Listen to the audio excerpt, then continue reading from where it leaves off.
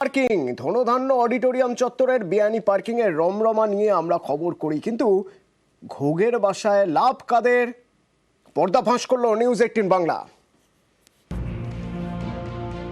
খাস কলকাতায় বেআইনি পার্কিং একেবারে ভবানী ভবনের নাকের ডগায়। গাড়িতে লাগানো হচ্ছে হলুদ স্টিকার। এটাই পার্কিং এর ছাড়পত্র। স্টিকারের দাম 100 টাকা।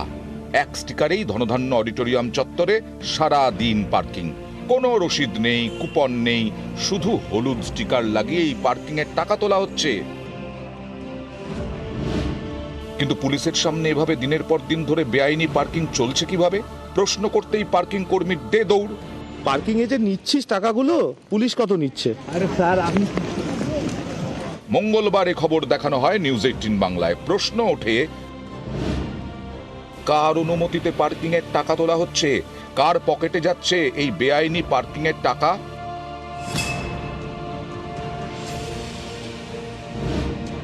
স্থানীয় সূত্রে খবর, এই বেআইনি পার্কিং এর পেছনে রয়েছে রাঘব বোয়ালদের হাত। এলাকার এক প্রভাবশালী নেতার মদতেই চলে ব্যবসা। টাকার ভাগ যায় একাধিক জায়গায়। প্রভাবশালী নেতার পকেটে যায় 50%, 25% পান উর্দিধারীদের একাংশ। বাকি 25% ভাগ হয় পুরসভার আধিকারিক ও কাউন্সিলরের মধ্যে। যদিও এসব মানতে নারাজ স্থানীয় তৃণমূল কাউন্সিলর। যারা এরকম বেআইনি কাজ বা অবৈধভাবে করছে, পুলিশ প্রশাসনকে নিশ্চয়ই বলবে ব্যাপারে লক্ষ্য দিতে। সদ্য একটা আলিপুর পার্কোম্যাট আমরা পেয়েছি সম্পন্ন, যার নাম, আর সেখানে নির্দিষ্টভাবে একটা পার্কিং ফি অ্যালট করেছে সরকারের পক্ষ থেকে।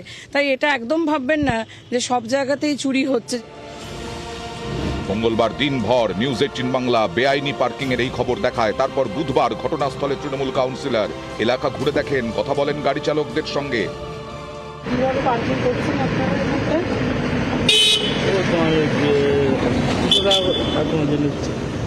200 টাকা করে কারা নিচ্ছে কিছু বলেছে আপনাদের? এখানকার ছেলে। অনেকেরই প্রশ্ন, ধনধান্য চত্বরে এভাবে বেআইনি পার্কিং চলছে, স্থানীয় তৃণমূল কাউন্সিলর কি কিছুই জানতেন না? কেন এতদিন কোনো পদক্ষেপ করেননি? এতদিন কেন খোঁজ খবর নেননি?